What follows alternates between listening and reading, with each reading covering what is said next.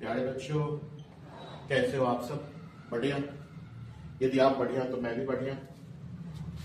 आशा करता हूं आप सभी स्वस्थ होंगे, मस्त होंगे। आज 6 फरवरी है और मुझे और आप सभी को जो इस बार 12वीं 12th की एग्जाम दे रहे हैं उन सारे बच्चों को कल यानी कि 7 फरवरी की बेसब्री से इंतजार चल रही है। और हो भी तो क्यों ना, मैं भी सब्री से इंतजार कर रहा हूं 7 फरवरी को। और आप सभी को पता है कि 7 फरवरी को आप सभी का केमिस्ट्री का पेपर है। तो इसके लेकर मैं आज आपके बीच एक, जैसा कि आप देख रहे हो टाइटल अंतिम संवाद के साथ मैं आपके सामने उपस्थित हुआ हूं। प्यारे बच्चों, आपने जो 1 साल मेहनत की है उस मेहनत को ईमानदारी के साथ, आप विश्वास के साथ कल यानी कि 7 फरवरी को आप परीक्षा में उपस्थित होकर अपना बेहतर से बेहतर परफॉर्मेंस देंगे, ऐसा मुझे विश्वास है। और आप अभी तक जो भी तैयारी किए हैं, मैं जानता हूं आप केमिस्ट्री फिजिक्स के छात्र हैं, आपकी तैयारी अच्छी है और आप एग्जाम में अच्छे करेंगे। इसके लिए सबसे पहले आप शांत रहें, सकारात्मक सोचें, ज्यादा टेंशन ना लें। और हाँ, आज की जो पेपर है, जैसा कि आज साहित्य इंग्लिश का पेपर है, तो इंग्लिश के पेपर के बाद आप रेस्ट लें और रेस्ट लेने के बाद एक फास्ट रिवीजन हो सके तो ऑब्जेक्टिव बैग रखकर कर लें। ज्यादा टेंशन नहीं लेना है, अपनी सोच को सकारात्मक बनाए रखना है ताकि आप कल के एग्जाम में बेहतर कर सके। मैं कल के एग्जाम से संबंधित कुछ बातों पर कुछ बात आपको बतलाना चाहता हूं। आप एग्जाम हॉल में जाते हैं, एग्जाम हॉल में जाने के बाद जब भी आपके पास पेपर आते हैं तो पेपर में आपको पढ़ने के लिए अतिरिक्त 15 मिनट के समय दिए जाते हैं।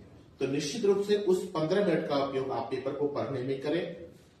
और जो पेपर सेटर होते हैं वो क्या करते हैं, कुछ जटिल प्रश्न और कुछ आसान प्रश्न, दोनों तरह के प्रश्नों को का एक सीरीज होता है, एक पैटर्न होता है, उस पैटर्न में वो अरेंज किए रहते हैं क्वेश्चन को। तो आप सोच लें आपको मात्र आधे क्वेश्चन बनाने हैं, तो आप पहले उन प्रश्नों को सिलेक्ट करें जिनका आंसर आप 100% जान रहे हो। वैसे प्रश्नों को सिलेक्ट कर वैसे प्रश्नों को उत्तर देने का प्रयास करें। और ऐसा आप सब्जेक्टिव में भी ऑब्जेक्टिव में भी करें। ऑब्जेक्टिव में आपको 35 प्रश्न करने हैं, आप 70 प्रश्न में से 35 प्रश्न को चुन लीजिए जिसका आप आंसर 100% जान रहे हैं, वैसे प्रश्नों को पहले कर लें। फिर 10 प्रश्न, कौन से 10 प्रश्न आपके लिए आसान है जिसका आप आसानी से आंसर कर सकते हो, वैसे प्रश्न को आप पहले कर लें। और फिर उधर जो दीर्घ उत्तरीय प्रश्न है उसमें 6 है, उसमें से आपको 3 प्रश्न करने हैं, उसमें से भी पहले प्रश्न को सिलेक्ट कर लें जो आप 100% जान रहे हो। और प्रयास करें जिस प्रश्न का आंसर आप 80%, 60% जान रहे हो, वैसे प्रश्न का आंसर आप बाद में करें।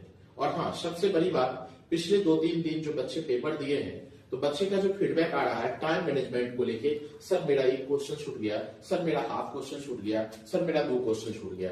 तो बेटा टाइम बिल्कुल ही आपकी क्लासरूम में शायद घड़ी लगी होगी, तो या नहीं तो आपके शिक्षक हैं, समय समय पर शिक्षक से समय की जानकारी लेते रहे और समय प्रबंधन पर विशेष करके ध्यान दें।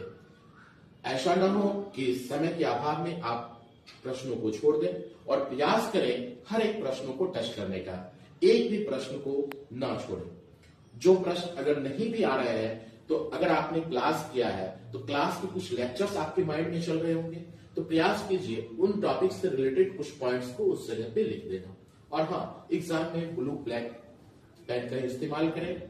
जो भी क्वेश्चंस हैं, क्वेश्चन के जो टॉपिक्स हैं उसे हाईलाइटेड करके लगाएं। और एक बात और, जो प्रश्न आते हैं उसमें खास करके जैसे उदाहरण हो गए, जैसे कोई चित्र हो गया, डायग्राम हो गए, इन सभी का इस्तेमाल करें, इन सभी को बनावे, इन सभी को छोड़े ना, क्योंकि ये आपकी एक अच्छे स्टूडेंट होने की क्वालिटी है, अच्छे स्टूडेंट होने की पहचान है।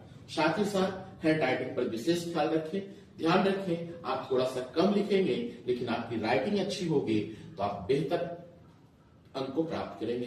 धन्यवाद, फिर मिलते हैं एग्जाम के बाद।